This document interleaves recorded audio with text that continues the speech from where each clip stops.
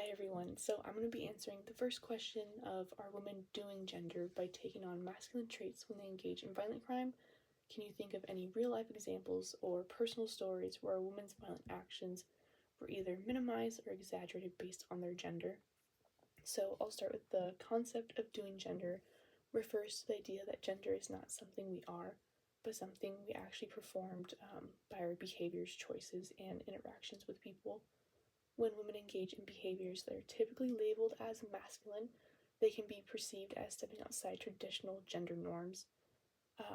This is also definitely looked at by the way that a female dresses.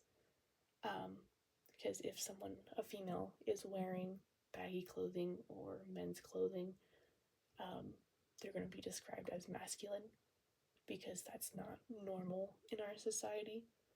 In many cases, women who engage in violent crime may be seen as doing gender by adopting traits culturally associated with masculinity like physical dominance or aggression.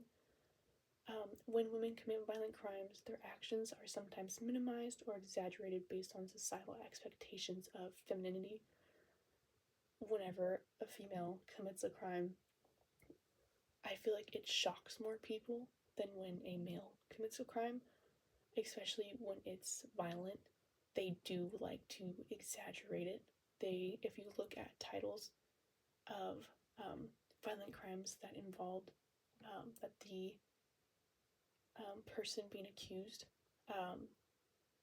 the titles in media are drastically different compared to the titles for when a man commits a violent crime.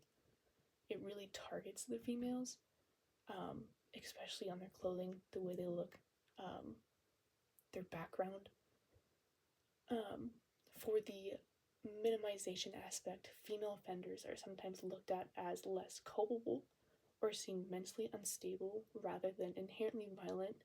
And when women commit domestic violence or children abuse, it can be framed as a response to stress or trauma rather than a deliberate act of aggression. And as I mentioned in one of my other videos, they really look at if it's a mother postpartum, they'll really ask questions and dig deeper into that compared to if it's a father or another male. They don't really look into their mental stability. They just think like, oh, he got really mad, so he took out his aggression on the child. They don't do that with the female. They're like, oh, she's a mother, she probably has this, or she's mentally unstable, or she has trauma from this, so that's the reason why she acted out. For the exaggeration aspect, women who commit violent acts that deviate sharply formed under norms can be seen as evil or unfathomably deviant. In the case of Aileen Wuornos, she was a serial killer who was depicted in media as not only a murderer, but as a monster due to her violent acts that clashed with societal expectations of femininity. This is a really interesting topic because it was shocking to find a case just because I was looking at different cases of men and females. We definitely do hear more about male serial killers rather than female serial killers. And female serial killers, it's more on the fact of something very dramatic happened to them, or they are looking to get revenge, and it's way more planned out than male serial killers, where it's more in the moment, or sometimes they do plan it out, but females really they're they're more looked at as like evil masterminds. But yeah, thank you.